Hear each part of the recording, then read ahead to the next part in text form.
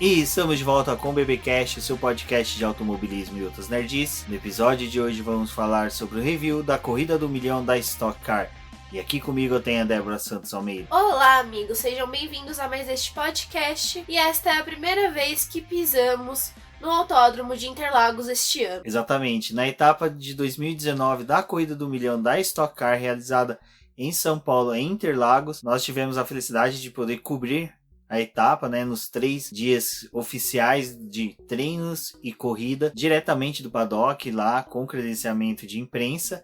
Então, mais uma vez, até mesmo agradecemos a todos os nossos ouvintes e leitores, que o credenciamento do Boletim do Paddock sempre é um reconhecimento pelo carinho e trabalho nosso, carinho de vocês, nosso trabalho, é um reconhecimento que a organização tem. Já a nossa 4ª presença dentro do paddock da Stock Car, realizando coberturas em loco de uma etapa. 2 foram em Curitiba, 2 em São Paulo. Agradecemos também aos organizadores que nesses 3 dias proporcionaram a gente todo tipo de auxílio necessário para a realização do nosso trabalho, desde compartilhamento de pautas, a abertura de portões para que a gente pudesse ter acessos a diversos locais dentro do autódromo. Também tivemos aí o carinho das equipes, carinho também dos assessores de imprensa, que sempre foram atentos às nossas solicitações. Todos os demais jornalistas e membros de assessoria de imprensa que também auxiliaram nós lá, sempre sanando dúvidas, levando curiosidades, informações que, como vocês verão, serão muito bem utilizadas neste programa e também já foram utilizadas nos posts que nós publicamos nos 3 dias. Como foi dito, durante os 3 dias produzimos conteúdos. A Débora realizando posts dentro do Boletim do Paddock com review dos treinos livres, treino classificatório, posts de galerias de imagens com fotografias tiradas por ela da etapa, da pista, de membros da organização, de pessoas, personalidades que circularam pelo paddock de Interlagos na Corrida do Milhão. Bom, mas como dito, além de ter todo o carinho, todo esse retorno por parte de vocês, queridos ouvintes e leitores do Boletim do Paddock, vocês sabem que nós temos a nossa campanha do apoio, dos nossos apoiadores, aquelas pessoas que acreditam, compartilham do nosso trabalho, são pessoas que auxiliam financeiramente o Boletim do Paddock. Posso dizer que sim, a participação deles foram essenciais na nossa ida, na nossa permanência dentro da Stock Car nesses 3 dias. É lógico que a utilização dos recursos muito bem empregados, muito bem utilizados por nós, facilitou e auxiliou e muito na cobertura do Boletim do Paddock lá na Corrida do Milhão. Então, muito obrigado a todos aqueles que compartilham, que curtem os textos, que leem, que comentam o nosso trabalho. Mas em especial nós temos que agradecer aqueles apoiadores que auxiliam financeiramente o Boletim do Paddock por meio da nossa campanha de financiamento coletivo e contínuo lá do portal Apoies.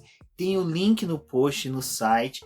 E nosso muito obrigado vai para Ricardo Bannerman, Maia Barbosa, Eliezer Teixeira, Luiz Félix, Arthur Felipe, Thiago Bullet, Rafael Celone, Will Mesquita, Antônio Santos, Rogério Froner, Helena Lisboa, Cássio Machado, Carlos Del Valle, Bruno Vale, Eric Nemes, Bruno Shinozaki, Alberto Xavier, Will Bueno e Ricardo Silva. Fica aqui o nosso agradecimento a todos os nossos apoiadores, porque são vocês que fazem esse programa ser possível, assim como os posts no site e todo o conteúdo que nós trazemos para os nossos leitores. Para vocês que estão escutando esse programa, não deixem de conferir a nossa campanha de financiamento contínuo e coletivo. Eu também gostaria de agradecer a todas as pessoas que a gente encontrou na Stock Car. É mais um momento de aprendizado, várias trocas de ideias.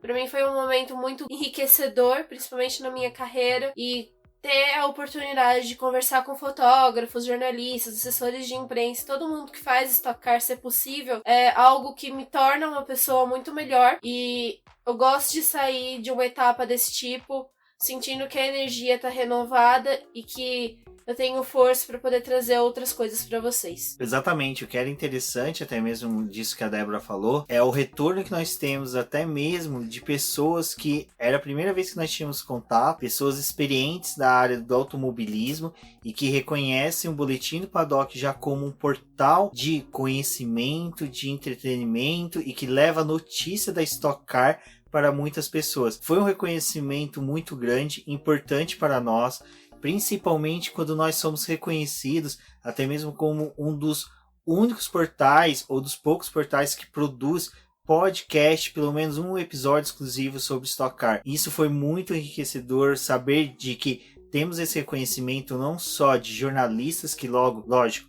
consomem esse tipo de notícia também para poder ter outros pontos de vista, conhecimento, mas também de membros de equipes, chefes, diretores de equipe, mecânicos que vinham e conversavam com a gente, falavam, conheciam o nosso portal, conheciam o BBcast.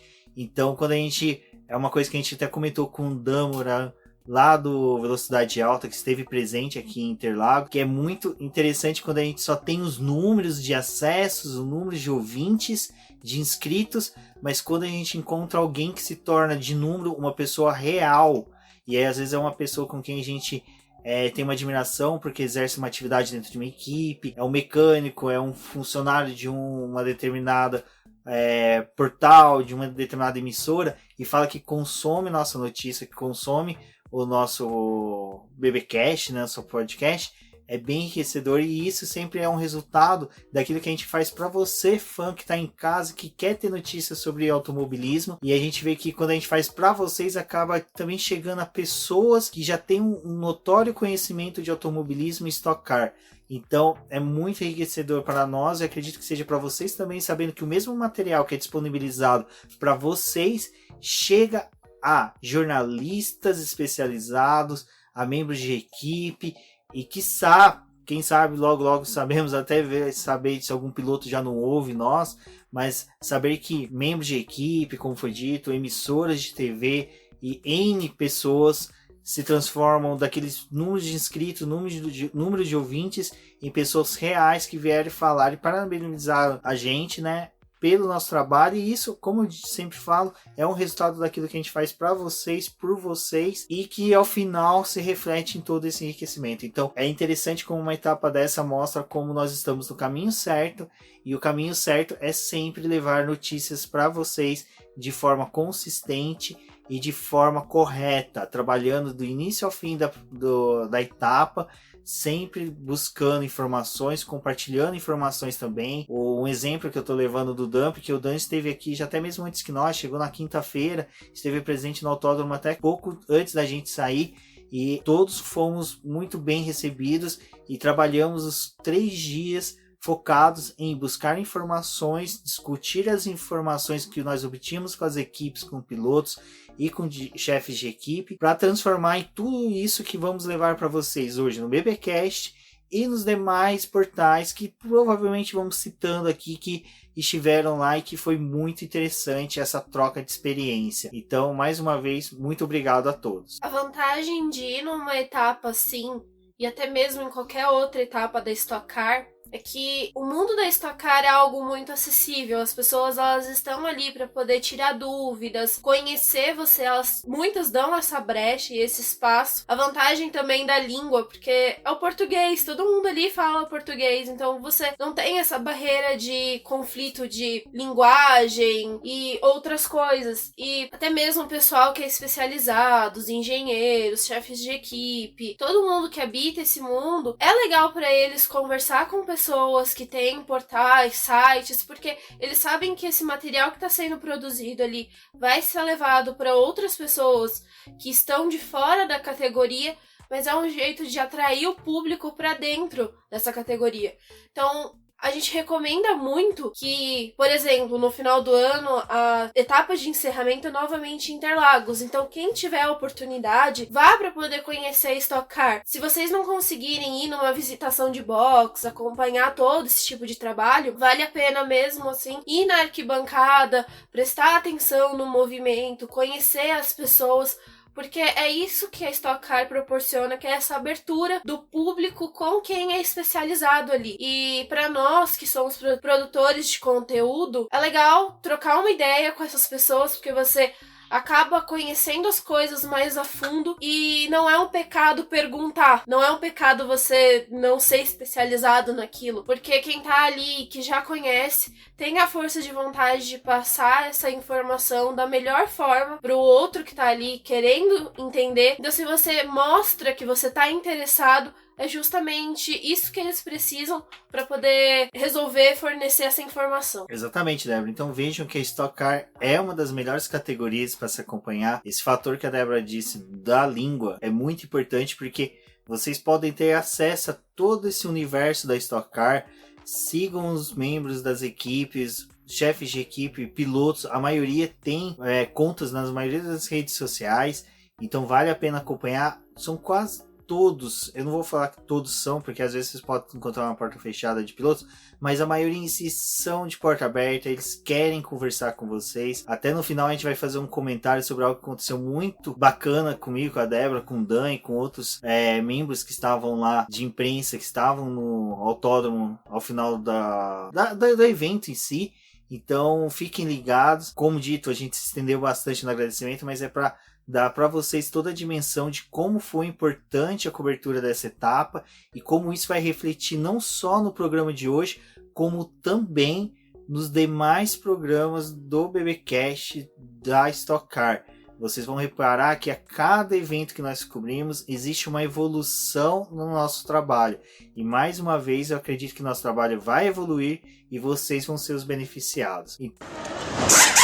Bom, Débora, eu acho que o que foi interessante da Corrida do Milhão é que a gente já começou com uma discussão na terça-feira. Então, para quem acompanha aí o Boletim do Paddock, já viu que na terça-feira já saiu para os principais canais. E assim, na quarta-feira foi publicado no Boletim do Paddock, como em demais canais de notícias, que houve uma mudança no treino classificatório para a Corrida do Milhão, algo que ocorreu somente na etapa do Milhão aqui em Interlagos. Bom, o fator da troca dessa classificação foi por conta do pneu, do composto que a Pirelli estava trazendo, então eles estavam buscando essa etapa para poder realizar um teste maior com essa goma nova, e o cenário de Interlagos era perfeito até por conta da pista e porque nesse final de semana nós teríamos apenas uma bateria sendo disputada no autódromo. A Pirelli decidiu implementar uma goma nova para 2020, eles estão realizando os testes dela. Ela é uma goma mais macia, diferente do que a Stock Car utiliza hoje. Ela já tinha sido utilizada na primeira etapa do ano, no Velopark, e ela retornou agora para Interlagos para poder fazer esse novo teste. A classificação foi dividida em 4 etapas. O Q1 e o Q2 permaneceram no mesmo formato, onde no Q1 a gente teve os 2 grupos sendo divididos de 15 pilotos. Foram para a pista, marcaram os seus tempos. Apenas o Lucas de Grassi, que estava no segundo grupo, conseguiu avançar para o Q2. Depois tivemos toda a etapa do Q2. E finalmente, evoluindo para o Q3, os 6 melhores pilotos passaram por uma bateria onde cada um poderia dar 3 voltas, e dessas 6 melhores pilotos dividiram o espaço na pista, marcando 3 voltas, e dessas 3 voltas foi feita uma média onde os 3 melhores com essa média conseguiram avançar para o Q4. Os pilotos do Q3 foram Lucas de Grassi, Ricardo Maurício, Thiago Camilo, Daniel Serra, Gabriel Casagrande e Bruno Batista. Mas apenas Lucas de Grassi, Ricardo Maurício e o Thiago Camilo evoluíram para essa quarta fase da sessão. Thiago Camilo foi o primeiro a entrar na pista nesse momento do Q4. Logo depois foi o Ricardo Maurício, que acabou superando o tempo do Camilo, se tornando o segundo colocado, no caso, o primeiro momentaneamente, enquanto o Lucas de Grassi fechava a volta dele, sendo mais rápido, conseguindo manter essa pole, né, fazer essa super pole, com o 36.704. Foi nesse momento que começou aquela discussão sobre como seria o desenvolvimento da corrida, porque os pilotos que estavam indo até o Q4 teriam mais voltas no pneu do que aqueles que foram só até o Q2 ou até mesmo o Q3. Entrou em discussão a 7ª posição do Ricardo Zonta, que nesse cenário ele talvez fosse o melhor piloto ali em situação de pista por conta de combustível e do pneu também. Só que logo depois que acabou a classificação, tivemos um parecer da Pirelli informando mais a respeito dessa goma, e uma característica dela era a linearidade do seu desenvolvimento, onde a partir do momento que essa goma fosse colocada no carro até o momento que seria o final da sua vida útil, ela conseguiria manter um rendimento semelhante, decaindo não com acentuações, de uma forma mais consistente. Então, nós não conseguiríamos perceber essa disparidade. Só que como estamos acostumados com a goma antiga, que ela é mais dura, e a gente via realmente a diferença que um pneu mais novo fazia em algumas situações da pista durante o final de semana, talvez o Lucas de Grassi não fosse o melhor piloto nessa situação de pista, até porque ele estava com um pneu muito mais gasto, ele exigiu muito mais do carro para poder conseguir essa pole. E também foi muito falado que o carro do Lucas de Grassi teria sido preparado muito mais para uma classificação, para a equipe conseguir marcar esse feito ali da corrida do milhão, mas não fosse algo que ele ia conseguir se manter durante a corrida. Exatamente, eu achei interessante você trazer esse parênteses referente ao Lucas de Grassi no treino classificatório, porque o Lucas de Grassi ele foi muito consistente e rápido durante todos os treinos, tanto os treinos livres como classificatório. Ele foi um piloto que estava sendo a ser batido por muitos, até mesmo pelos seus dois companheiros de equipe, que são os líderes, né, líder e vice-líder do campeonato, que é o Daniel Serra e o Ricardo Maurício. Então, existia essa disparidade, mas só que mais para frente nós vamos entrar nesse mérito. Mas por hora, se discutia muito ali no paddock, era isso, de o quão rápido o Lucas de Grassi estava no treino classificatório, o quão rápido que ele foi. E o que se desenhava era exatamente isso, do carro dele estar muito mais bem preparado, trabalhado para um treino classificatório, e que na corrida iria perder rendimento. Então a gente estava até...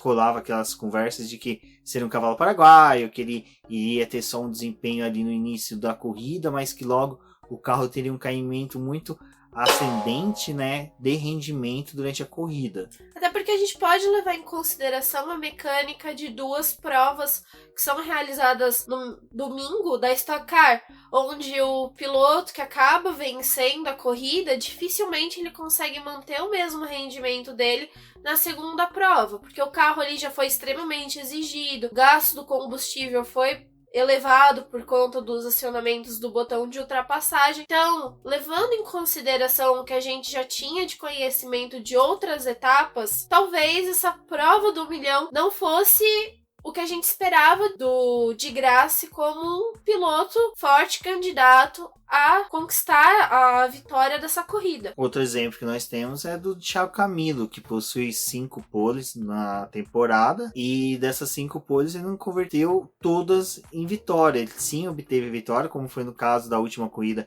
em Campo Grande, mas só que em Campo Grande nós vimos que o carro dele perdeu rendimento. Ele, para se manter como líder vencedor da primeira prova, ele teve que desperdiçar todos os pushes, né? Então, ele acabou demonstrando que o carro, quando você trabalha muito para ter um bom treino classificatório, na corrida tem uma queda de rendimento muito mais rápido, muito mais ascendente, né? Desculpa, muito mais descendente, né? É uma queda brusca de rendimento. Então, era isso que se esperava com o Lucas de Grassi, mas já vamos logo entrar na corrida. Não foi o que se viu, que se desenhou já na corrida de domingo. Voltando ao sábado, acho que é muito interessante nós falarmos que o Rubinho Barrichello já enfrentava problema, enfrentou um certo problema com bomba de combustível. Nós tivemos o acidente do Attila Abreu, que foi um acidente ali que acabou espalhando óleo na pista. Eu acho que muito se foi discutido da questão de que se ele teve culpa ou não de ter espalhado óleo na pista, mas eu acho que o piloto nunca faz de propósito, pois há outros pilotos da equipe dele também disputando, né, o treino classificatório, então ele poderia prejudicar. E o Attila Abreu, para quem frequenta o paddock, acompanha nas redes sociais, sabe que ele é um dos pilotos mais gente finas que tem. Ele é tipo um gentleman, literalmente, porque o cara, ele é muito bonzinho, vamos pôr dessa forma, e não ter essa maldade no coração. Foi até uma situação engraçada, que foi algo interessante, que no momento desse começo da classificação, eu e o Rubens não estávamos na sala de imprensa, nós fomos para a área externa para poder acompanhar, e até para eu poder tirar algumas fotos dessa parte da sessão. Quando nós começamos a retornar para a sala de imprensa, eu escutei o som do carro dele. Falei, nossa, tá estranho o som, né? Será que é alguma coisa que fizeram ou é só o motor da equipe, da Shell, que tá diferente. E quando nós retornamos para a sala de imprensa, conseguimos a informação que o motor dele havia estourado e que realmente o motivo desse som estranho era porque o carro já estava apresentando problemas. Bom, foi isso. Nós tivemos a quebra do motor do Attila Abreu, onde que esparramou óleo num trecho da pista. Vários pilotos foram prejudicados. Rafael Suzuki, da Hot Car, Marcel Coletta, da CIMED, também foi prejudicado. Então, tivemos ali alguns pilotos que foram bem prejudicados por causa desse incidente, e que uma das situações que foi interessante, que como o Q1 ele é dividido entre dois grupos, somente o Lucas de Grassi, que era do grupo 2, que conseguiu avançar para o Q2. Então os pilotos que estavam no grupo 1, né, no grupo A, conseguiram passar, e somente o Lucas de Grassi que conseguiu tirar um rendimento muito bom do carro e avançou para o Q2. Então, nesse momento, a gente começou a ter muito mais especulação também de que quanto bom era o Lucas de Grassi num carro da Stock Car, num carro de turismo. Então, já começou a ter um equilíbrio nas discussões, nos debates, nas resenhas que se tinham ali no paddock, de que, além dele ter tido um carro muito bom em pista, o quanto esse piloto era bom num carro de turismo, o quanto que ele se destacava. E era interessante que a gente começava nos debates de quem era o melhor piloto brasileiro da atualidade. Então, foi interessante a participação do Lucas de Grassi, porque ela enriqueceu até mesmo isso dentro do paddock da Stock Car. Foi algo que foi além do que já é normal e que já é muito gostoso do paddock da Stock Car, que são esses debates, essas conversas entre o pessoal lá. Então, com esse desempenho que ele teve no final de semana, essas discussões foram muito mais acaloradas. Bom, o que foi interessante dos 3 dias é que cada dia a gente teve um destaque de temperatura diferente, até mesmo em pista. Sexta-feira mesmo,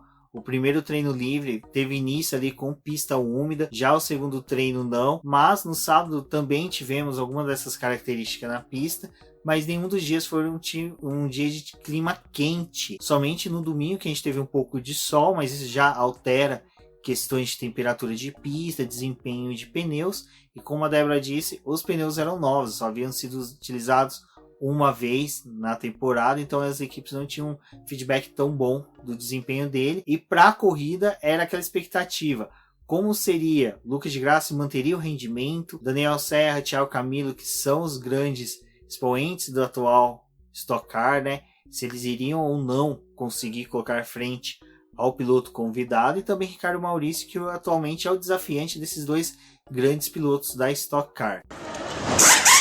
Agora a gente vai falar um pouquinho a respeito da corrida para vocês. A largada não foi aquela largada tão conturbada. Sim, tivemos toques, pilotos que espalharam ali logo após a primeira curva, mas não foi o que a gente acaba vendo quando acontece na segunda corrida, de vários pilotos sendo eliminados já nesse começo de prova. O Lucas de Grassi largou muito bem, ele acabou deixando a briga ali pela segunda posição pro Thiago Camilo e pro Ricardo Maurício, que estavam ali, mas até uma boa parte da prova, os 6 primeiros pilotos que largaram, eles estavam ali mantidos nessas posições. O de Grassi aproveitou para poder se separar do resto do pelotão, então logo depois de umas 3, 4 voltas já tínhamos brigas mais espaçadas nesse pelotão. O de Grassi despontou, só que o Ricardo Maurício estava ali na segunda posição, atacando o de Grassi, tentando utilizar os botões de ultrapassagem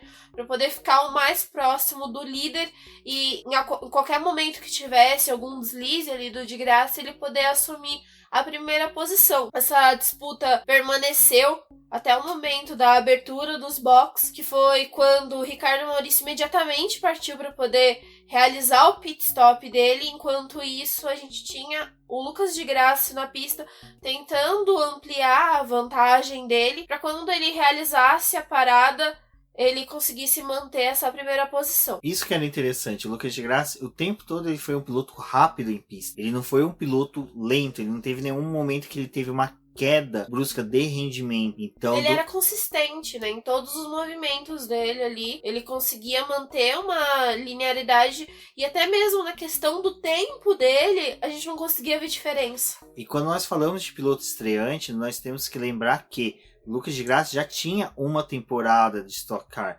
O ano passado ele chegou a fazer a temporada completa com assinatura com a equipe Hero. Contudo, ele só não realizou uma etapa, pois tinha etapa do E-Prix de Berlim, em que, em decorrência de uma tempestade, ele e o Nelson Piquet não conseguiram, o Nelson também já estava na Stock Car, não conseguiram vir para o Brasil, salvo engano, foi a etapa do Velopark. Eu lembro que era uma etapa no sul, em que o tempo de voo deles era tipo sair do carro da Fórmula E, no máximo fazer... Quando o Ricardo Maurício foi para os boxes, a gente também viu uma leva de pilotos realizando a parada logo nessa abertura da janela. Então a movimentação ali foi bem intensa. O Ricardo Maurício deixou os boxes. Lucas de Grassi estava ainda lá na pista, realizando as suas voltas para poder ampliar a vantagem. Quando o Lucas de Grassi se dirigiu para os boxes, a parada dele não foi tão boa e a imagem que tinha da corrida era o Lucas de Grassi deixando os boxes, mas o Ricardo Maurício, como ele não tinha cumprido o limitador de velocidade ali por conta da saída dos boxes, ele estava muito mais veloz e ele conseguiu realizar a ultrapassagem no Lucas de Grassi antes dele sair dos boxes. Então, a partir daquele momento começava a disputa, né, novamente do de Grassi tentando caçar o Ricardo Maurício para poder tentar lutar novamente pela primeira posição. Exato. Quando até o Ricardo Maurício, para fazer a ultrapassagem no Lucas de Grassi, para garantir essa ultrapassagem, ele já na saída ali, no início da reta, ele pega e utiliza, né, o pushing, entra na reta do push, assim, alcança uma velocidade muito mais alta em reta, conseguindo ultrapassagem do Lucas de Grassi, mas o Lucas de Grassi, como a gente vinha falando, ele estava um piloto muito mais rápido durante o final de semana, e aqui eu acho que é interessante nós falarmos um pouco sobre isso. O que acontece? A equipe RC Competições preparou um carro 0 km para o Lucas de Grassi. Não era um carro que já tinha sido utilizado por outro piloto. Era um carro novo, com motor novo, peças novas, era toda uma construção nova. Era um carro exclusivamente fabricado para a etapa do milhão. Até vale lembrar que esse ano nós não tivemos a corrida de dupla. Então também foi um momento ali em que a Eurofarma conseguiu colocar mais um carro no grid, e até porque na Stock Car é feita a inscrição do carro. Então tem corridas que às vezes tem 29, às vezes tem 30 pilotos, depende da situação que as equipes se encontram ali no momento. Exato, como a gente teve recentemente, tivemos a participação do Carrapino, piloto argentino pela Hot Car, que ele também teve um excelente desempenho no final de semana, e ele também tinha um carro novo, um carro todo equipado para aquela etapa. Então vocês veem que o Lucas de Grassi ele não teve nenhum momento um favorecimento exclusivo para ele. Por quê? Porque era um carro novo. Quando o carro é novo, no caso de uma competição em que o milésimo de segundo conta, como é no caso da Stock Car, comparado com outras competições que nós estamos mais acostumados, em que os carros são diferentes, na Stock Car todos os carros são iguais, tudo é igual para todos. Mas quando você tem um carro novo, 0 km, com a rodagem somente dos treinos, lógico que você vai ter um desempenho bem melhor. E essa foi uma leitura que a RC Competições, a equipe Eurofarma, teve da corrida do milhão. Como a Débora disse, a corrida de duplas não foi realizada este ano, apesar de ter mesmo tivemos o convite no começo do ano do Rubinho Barrichello para o Alonso participar. Quem sabe aí no futuro o Alonso possa participar, mas estava aberto para todas as equipes fazerem. Quem queria, quem quisesse, poderia fazer. A Eurofarma fez, foi feliz na escolha, escolheram um excelente piloto. Sobre os motores, todos os motores são sorteados, eles são fabricados pelo mesmo fabricante, que é o JL Racing, que é da família do Felipe Giafone.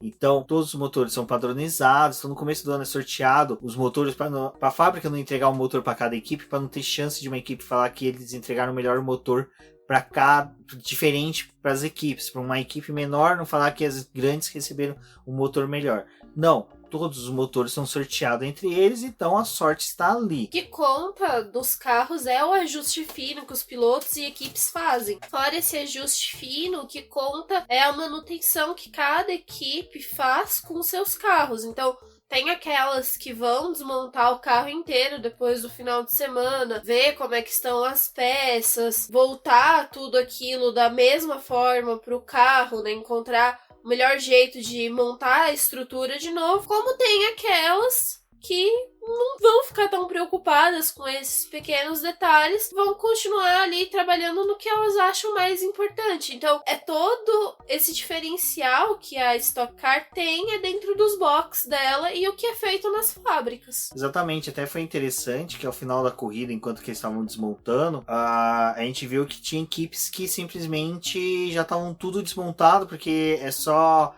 desmontar, encaixotar e levar, e outras equipes que estavam embalando com plástico bolha capacetes de mecânicos. E assim, era uma forma de embalar muito delicada, e esse exemplo que eu tô dando é da própria Eurofarm, da equipe RC Competições, porque você mostra que a equipe tem até essa preocupação com um objeto que tecnicamente ele é feito para sofrer pancadas e resistir. E não, eles estavam embalando com plástico bolha de uma forma um pouco mais delicada, que seria o normal, enquanto que a gente vê outras equipes que simplesmente estavam encaixotando as coisas de forma muito rápida, abrupta, que você via essa diferença de cuidado entre elas. Então é nisso que eu quero chegar, que o Lucas de Graça, eu acredito que ele não tenha tido nenhum favorecimento além do que é permitido pelas regras, que é ter um próprio carro novo, com motor novo, o motor que acabou de chegar da JL. Então você tem toda essa questão que favoreceu ele. E até mesmo na coletiva de imprensa ao final, quando questionaram o Daniel Serra e o Ricardo Maurício, que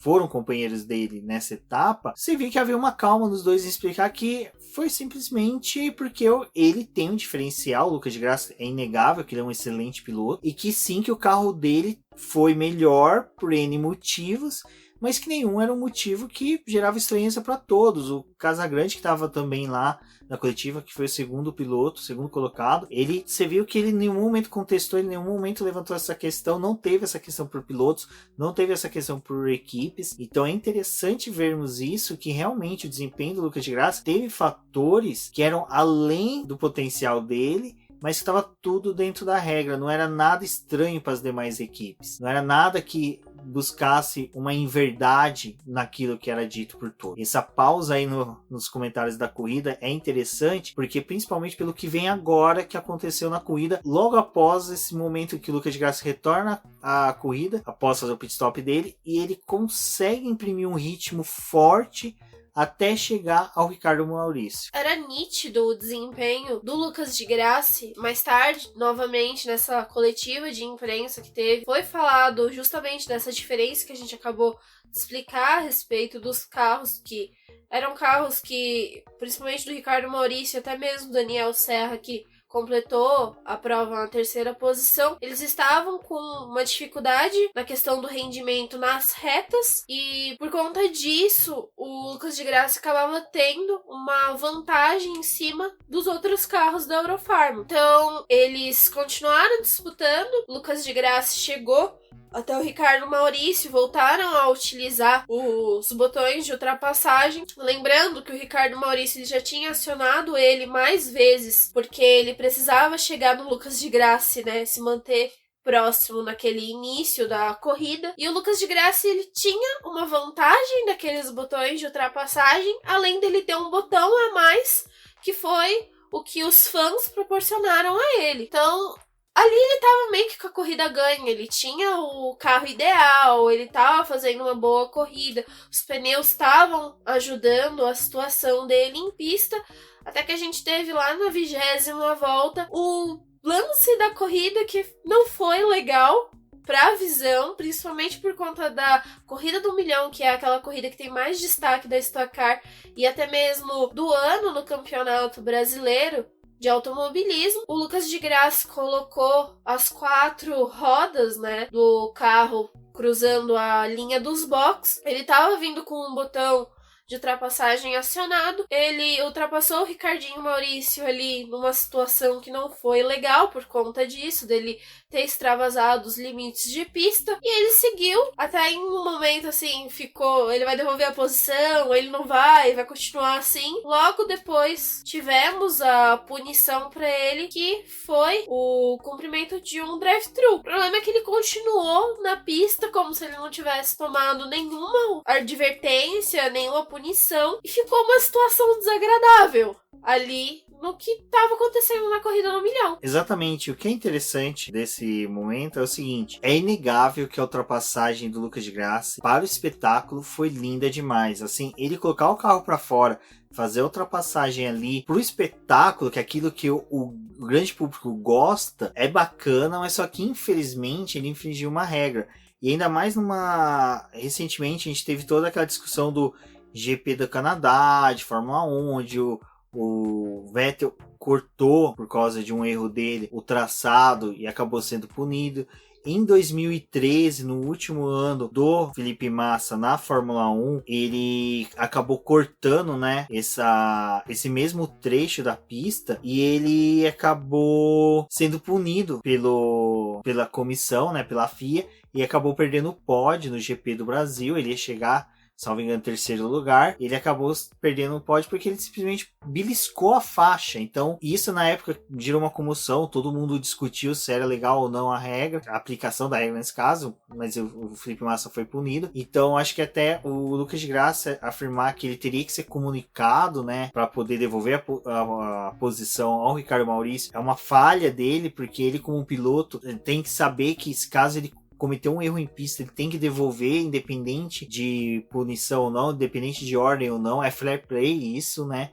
Acho que é indiscutível isso, mas o que eu quis puxar aqui para passar para vocês é o seguinte: ano passado, eu e a Débora estivemos na verificação da FIA do traçado de Interlagos, e nós conversamos com o Luiz Ernesto Moraes, que é o engenheiro-chefe do GP do Brasil, que elabora todas as questões técnicas do autódromo, entre elas os motivos que tem as ondulações na saída das curvas, por que cada curva tem uma inclinação, qual que é a abrasividade do asfalto, onde que cada ponto vai ter groover, que são aquelas ranhuras, onde não vai ter. E bem ali onde que o de Grassi passou era o lugar que estava tendo toda essa, como poderia dizer, essa inspeção, né? Não, essa inspeção, né, da FIA ali.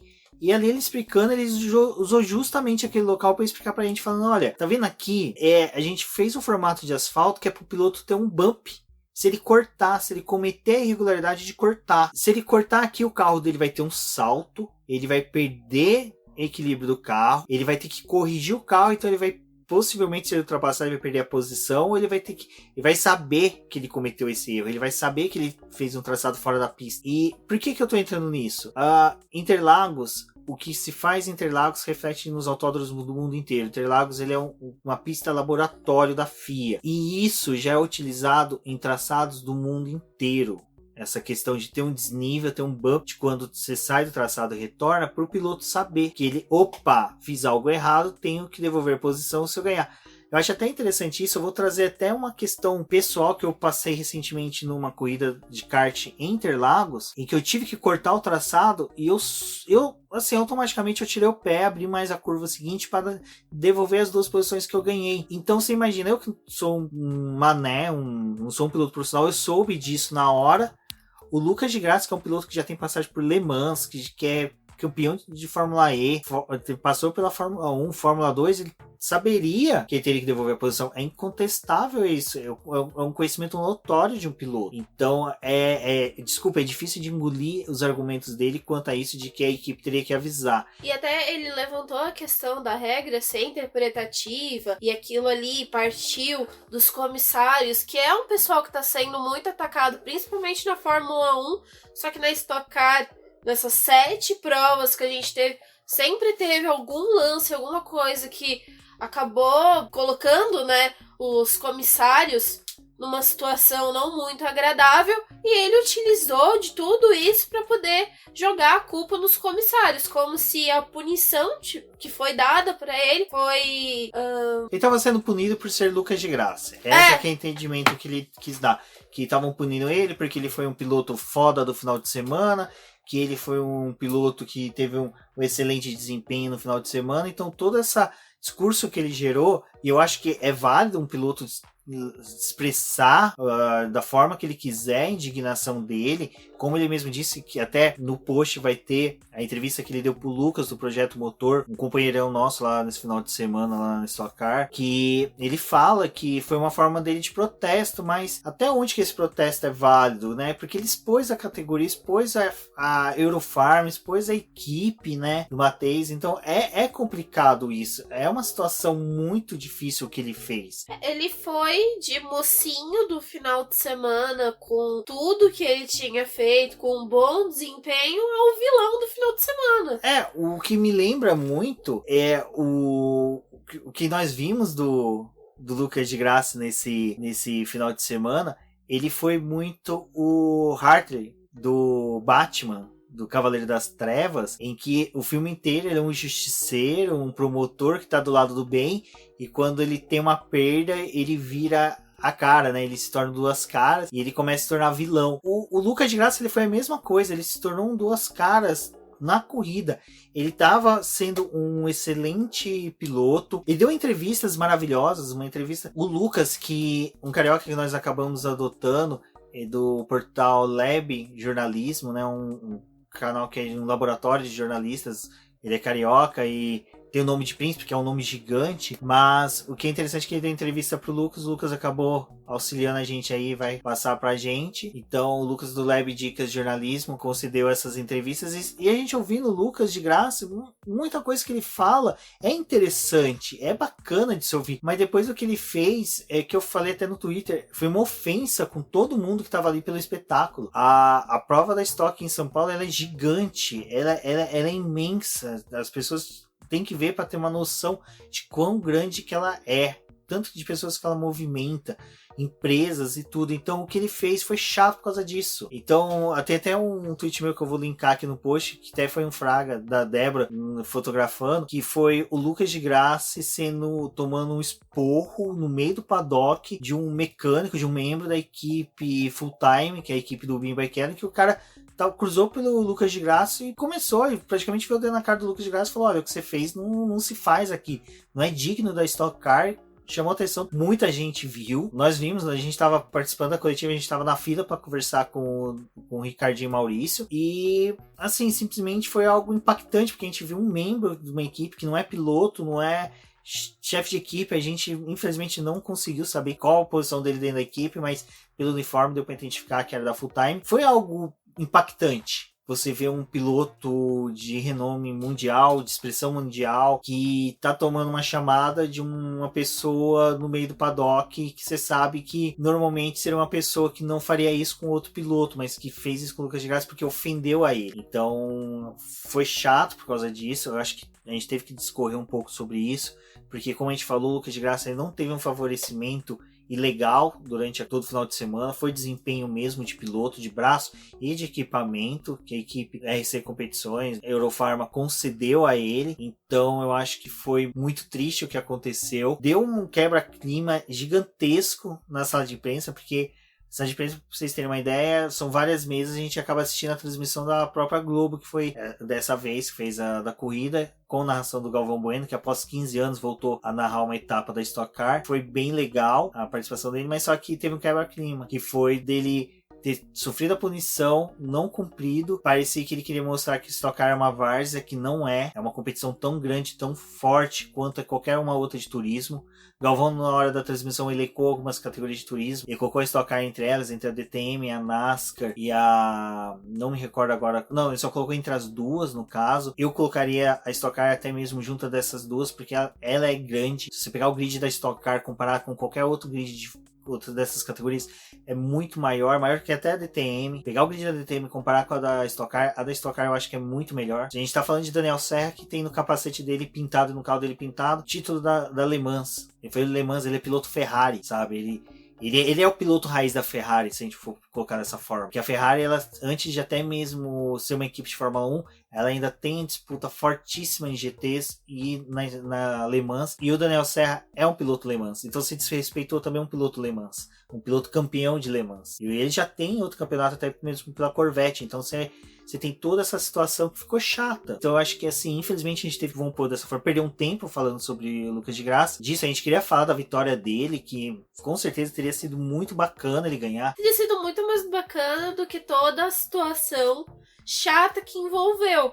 É como a gente já falou várias vezes esse ano a respeito de corridas de Fórmula 1. Você lembra da vitória, só que tem algum acontecimento chato que às vezes acontece ali na corrida que vai ser que as pessoas vão acabar discutindo. Ao invés de falar que Ricardo Maurício, por exemplo, que venceu a corrida, é um bicampeão. Se tornou um bicampeão da corrida do milhão. Exatamente, ele havia ganhado em 2010, ganhou agora, e é até interessante que quando ele ganhou em 2010, a filha dele estava para nascer, e agora a gente via ela andando pelo paddock, aquela menininha andando com a camisa do Seninha. Então, era bacana, a gente teve isso. Infelizmente, gerou essa discussão toda por causa do Lucas de Graça. A gente queria... O Lucas de Graça, como eu falei, ele tem essas questões políticas dele, tem todas essas discussões, mas só que, às vezes que a gente teve acesso a ele, ele foi muito solícito, ele concedeu entrevista, conversou, sempre é muito simpático quando nós conseguimos ter acesso.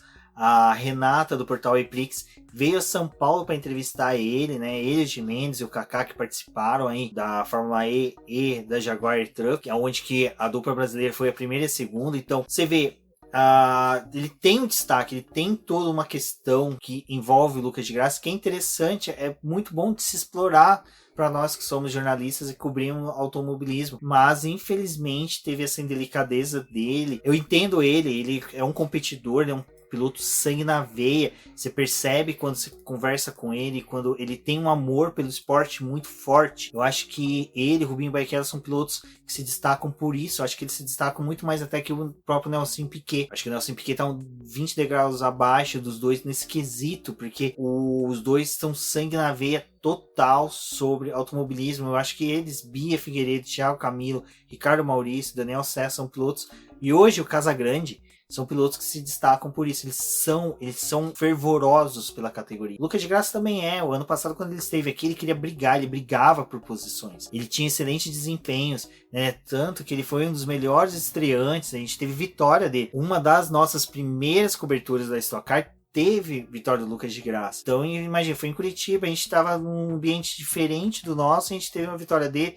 E ele foi sempre muito atencioso com o pessoal. E em uma das entrevistas dele, ele fala justamente de pessoas com perfil nosso. São pessoas que estão começando, têm projetos novos que precisam de incentivo. Então, não querendo mais me prolongar, eu acho que crucificar o Lucas de Graça da forma que está sendo crucificado, de forma malévola, está sendo muito ruim pro automobilismo brasileiro. Eu acho que tem que se discutir a questão mais de regras. Porque me estendendo só mais um pouquinho, queria falar que eu e o Lucas lá do Projeto Motor ficamos discutindo as regras da CBA e da Stock Car. Elas são conflitantes sobre essa punição, são de difícil interpretação, mas em nenhum momento elas mencionam que o piloto tem que ser avisado previamente de investigação e de que ele tem que devolver a posição, senão ele vai ser punido. A regra traz que vai ficar a cargo dos comissários de prova de aplicar ou não a punição. Então vejam bem, a regra traz que ficará a cargo da comissão de fiscais de prova a aplicação da regra ou não,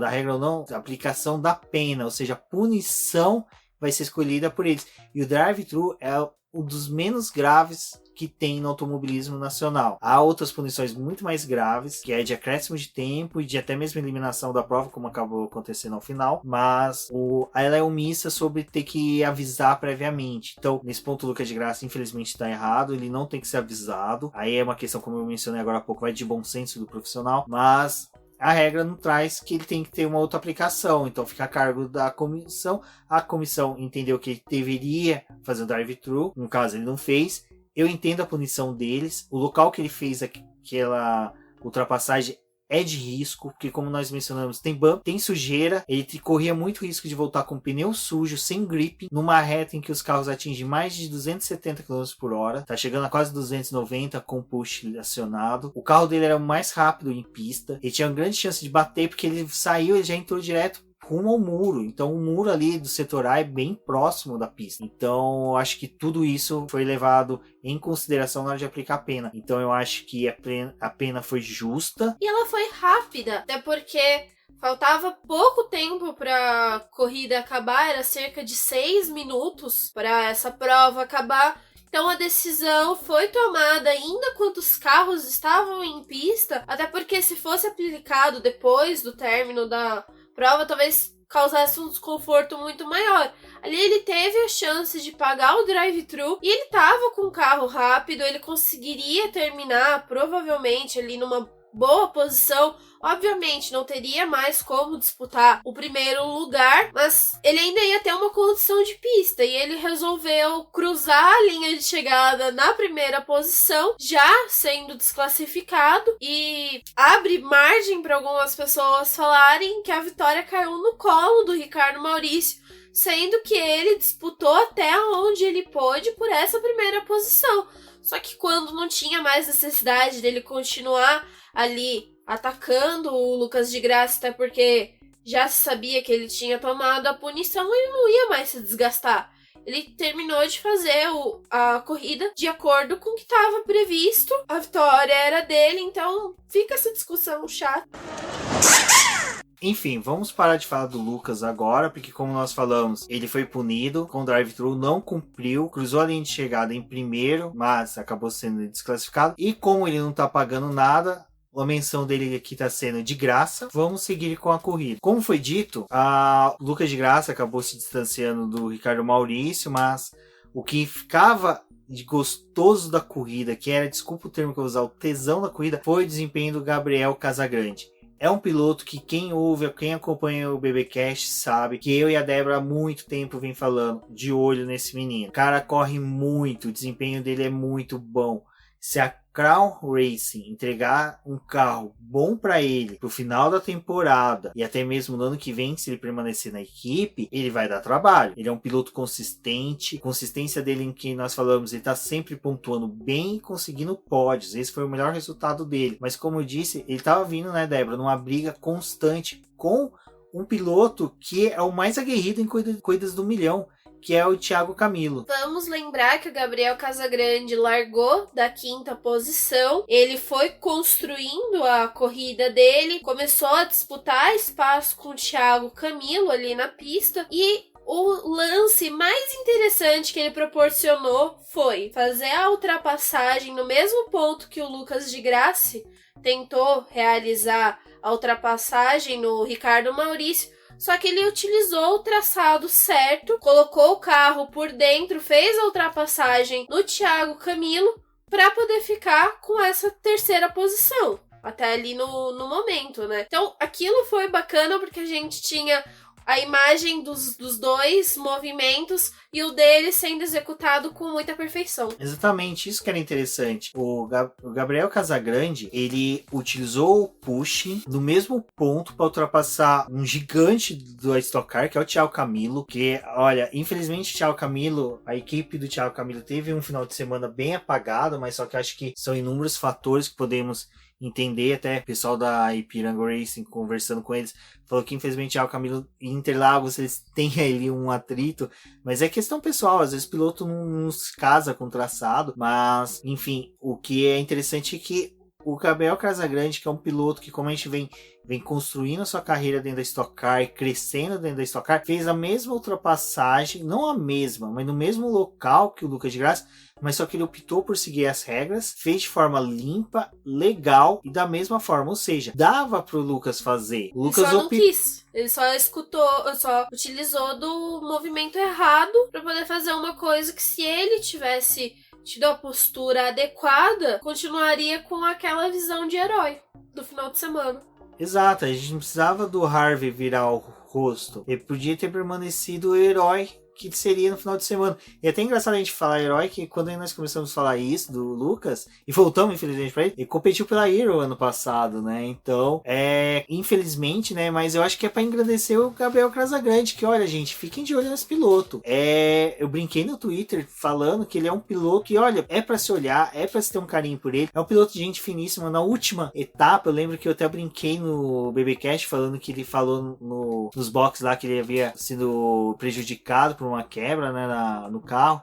Ele falou, né, que numa chuva de Xuxas, no colo dele cai Pelé, e que dessa vez eu acho que caiu uma Xuxa no colo dele, porque não que a segunda posição caiu no colo dele, ele foi merecedor, mas só que ele teve toda uma leitura de corrida, ele brigou muito com o Bruno Batista, com o Thiago Camilo. Bruno Batista também, né, Débora, que foi um piloto de destaque, é um piloto que tá crescendo. Eu acho que ele, assim como o Gabriel Casagrande, tem um excelente futuro pela frente na Stock Car, mas eu acho que agora chega aquela hora que nós temos que falar do vencedor, do novo milionário, novo porque ele se tornou milionário agora, mas só que ele já ganhou uma vez em 2010, retornou a ganhar agora, que é o Ricardo Maurício, que olha, vem fazendo uma temporada. No começo a gente pensava que o algoz do Daniel Serra seria Thiago Camilo, mas Ricardo Maurício arregaçou as mangas, vem fazendo um excelente trabalho e tá batendo de frente com o Daniel Serra. Vale lembrar que a Eurofarma já tinha trabalhado com esses dois pilotos, até que eles fizeram a troca das duplas, né? Um trabalhando com Max Wilson até mesmo na temporada passada, e para esse ano eles optaram em colocar os dois juntos novamente na mesma equipe, e a gente consegue notar que eles trabalham muito bem juntos, são pilotos que têm o respeito um pelo outro, e diferente da temporada passada, onde o Daniel Serra era o destaque, né, da Stock Car, o Ricardo Maurício esse ano ele começou a ganhar muito espaço, apesar de atualmente ele estar na segunda posição do campeonato. A corrida do milhão é algo que é muito lembrado da Stock Car no final da temporada, então foi uma ótima conquista esse primeiro lugar, ser o novo milionário ali, e eu acho que os dois têm tudo a ganhar, principalmente com essa parceria e até mesmo a equipe, que provavelmente vai manter essa estrutura para o próximo ano. Exatamente, o que é interessante, após a vitória, nós fomos para a coletiva de imprensa com os pilotos. Ponto que foi legal, que foi uma pergunta realizada por um dos jornalistas ali presente, era sobre o Daniel Serra estar participando de corridas de longa duração, endurance, entre elas 24 horas de Le Mans, como foi dito, e o Ricardo Maurício beliscou no começo do ano 24 horas de Dubai, que é uma prova um pouco menos profissional, de grande destaque, mas ainda é uma prova de longa duração e também de resistência, porque imagina 24 horas em Abu Dhabi com calor, que era escaldante, então você tem toda essa questão, se os dois correriam juntos, e os dois foram unânimes e que seria um prazer. Você viu que até o Daniel Serra brincou ali falando, olha, eu posso conversar com o chefe lá. Então, cara, você imagina uma dupla que seria primeiro e vice campeão da Stock Car num ano correndo junto numa Le Mans. Cara, me fala qual campeonato do mundo que tem isso? Nenhuma tem. Então é por isso que eu falei que a grandeza que a Stock Car tem comparado com o que o Lucas de Graça fez, gera essa indignação dos fãs. É lógico que não pode chegar às vezes de fato de pessoas ofenderem o Lucas. Eu acho que o Lucas tem seus motivos. Ele é um piloto, ele é um driver. Ele mais do que ninguém estava dentro do cockpit, ele sabe das escolhas dele. Eu acho que tem que ser respeitado por esse ponto. Mas só que tem indignação de que ele maculou o espetáculo é muito grande. Bom, como eu disse, vamos encerrar o assunto do Lucas de Graça, vamos retornar à corrida do milhão. A entrevista coletiva foi bem bacana, os três pilotos foram muito solícitos a todos os jornalistas, foi bem descontraída, era um clima totalmente oposto do que se viu depois, principalmente em decorrência do que se sucedeu em pista. As perguntas foram bem legais, entre elas essa que se o Daniel Serra via uma parceria com o Ricardo Maurício, foi bem bacana. O Gabriel Casagrande também foi um piloto ali que soube muito bem expressar o que ele sentiu, principalmente a parte em que ele engrandeceu essa disputa dele com o Thiago Camilo. Então é muito bacana você ver isso de um piloto jovem, né, tendo todo esse respeito pelos demais pilotos.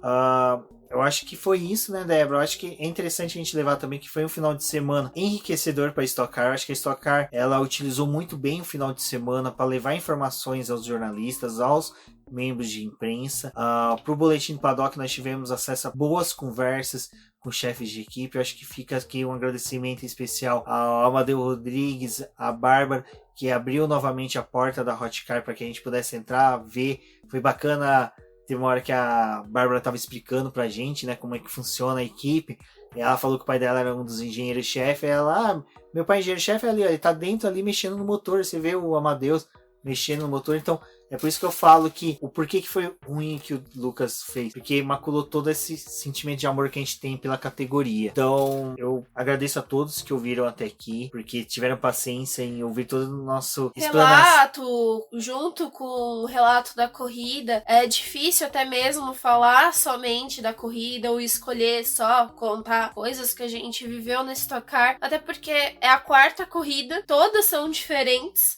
Porém, sempre tem aquele sentimento de agradecimento no final por conta dessa abertura que as pessoas dão e todo o auxílio que tem. Também é um momento que a gente consegue rever amigos, encontrar pessoas que só conhecemos de internet e começar a identificar os rostos de vocês e quem vocês são, como chegaram até a gente. Então, é incrível. Final de semana é corrido, parece... Ao mesmo tempo que é divertido, você sai de lá esgotado, porque passou fazendo várias coisas. Se vocês forem analisar, é um momento que a gente tem contato com diferentes tipos de informação, seja vídeo, conversa, observar. Não adianta você entrar ali na Stock Car e entrar com uma mente fechada, sempre entrar com a mente e até mesmo com o coração aberto para poder absorver tudo isso. E eu falo que todas as corridas da Stock Car que eu fui, eu saí de lá uma pessoa diferente e sempre para melhor. Então, isso que é legal, você ir na Stock Car, conhecer e mudar um pouco a sua visão sobre o automobilismo. O que foi bacana, que nós tivemos contato também com o pessoal da Woodstock, que é uma categoria que é de apaixonados por automobilismo, porque ali é um automobilismo raiz, é onde você abre o capô de um Opala antigo e você vê uns 6 cilindros com carburador. Isso eu acho sensacional. Na hora que eu mesmo pensava que já utilizavam todo um equipamento eletrônico, podia usar até um bloco de motor mais leve, mas não. Ainda é exatamente aquele bloco de motor que a gente via nos Opalões na década de 70, 80 e no começo da década de 90. Então todos foram muito, assim, como poderia dizer, receptivos a nós, sanaram todas as nossas curiosidades, todas as nossas perguntas foram respondidas. Como teve momentos que a gente estava simplesmente circulando, de repente parava do lado de uma pessoa, na hora que olhava era o Paulo Gomes, aí cumprimentava o Paulo Gomes, sabia quem a gente era, conversava, então isso é muito bacana. Como eu disse, a Hot Car abriu as portas pra gente, mas também outras equipes, circulamos por várias, então isso que é bacana, quando você tem, como a Débora disse, coração aberto, você consegue expandir toda a sua área. Agradecendo também o pessoal da CIMED lá, do Rodrigo França, do Chacuri, que foi muito solícito em prestar esclarecimentos pra gente, o pessoal da Eurofarma, da Full Time com a Fernanda Gonçalves, que novamente foi muito bacana com a gente. Então é isso, pessoal, a Stock Car retorna agora no Velopark, pista que ocorreu a primeira corrida. Mas antes acho que seria interessante a gente só tratar de 2 assuntos rapidinhos com vocês. No site tem os posts da Débora explicando sobre o pneu que vai ser utilizado na Pirelli no ano que vem. É um pneu novo, ele tem toda uma questão aí voltada para o desenvolvimento da categoria, para trazer a categoria mais rápida, numa competitividade maior. Ela responde ao anseio da própria categoria e dos fãs, com as mudanças que tem por vir, como novos carros para 2020, onde, como a Débora disse, fecha-se um livro, não vamos nem vir uma página, mas fecha-se um livro dos 40 anos da Stock Car, começa novos 40 anos, onde vai ter um carro novo, motor novo, multimarcas, que é o mais importante. Você vê o entusiasmo das chefes de equipe, o pessoal que você forçava, eles, vai ser multimarcas, vai ser legal, vai ser mais próximo dos carros atuais. Eu torço que seja algo bem parecido com o que é feito na Super GT no Japão, que agora até a própria DTM já segue. A gente sabe que está chegando engenheiros com especializações da DTM para participar da Stock Car, então tem todo esse crescimento. A própria Stock Car está buscando sanar dúvidas e ser mais rígido no cumprimento de regras técnicas para que as equipes fiquem mais próximas. O Carlos Coll foi um excelente retorno para a equipe. O Rodolfo Siqueira, que é o chefe da parte de imprensa, também foi um achado, vamos pôr dessa forma, para a categoria, junto com o Alexandre Gun, que veio também para Stock Car, tá revolucionando a mídia na Stock Car. Então você vê eles dando um feedback pro crescimento do boletim, eles querem que o boletim cresça, porque eles sabem que o boletim leva pessoas para lá, ao ponto de que eles chegaram a, posso falar dessa forma, em incentivar o Dan do Velocidade Alta de se deslocar do Rio de Janeiro para São Paulo para poder crescer, e algo que eles fizeram já no passado pela gente, agora eles continuam fazendo. Então é bem bacana, e é o que eu falo, gente, Stock Car, vocês têm que ir. Eu acho que é o mais próximo do automobilismo raiz que vocês vão ter, com motores brutos, com carros que são espetaculares. Não caiam na mística de que são carros ultrapassados, como eu já vi muita gente falar no Twitter.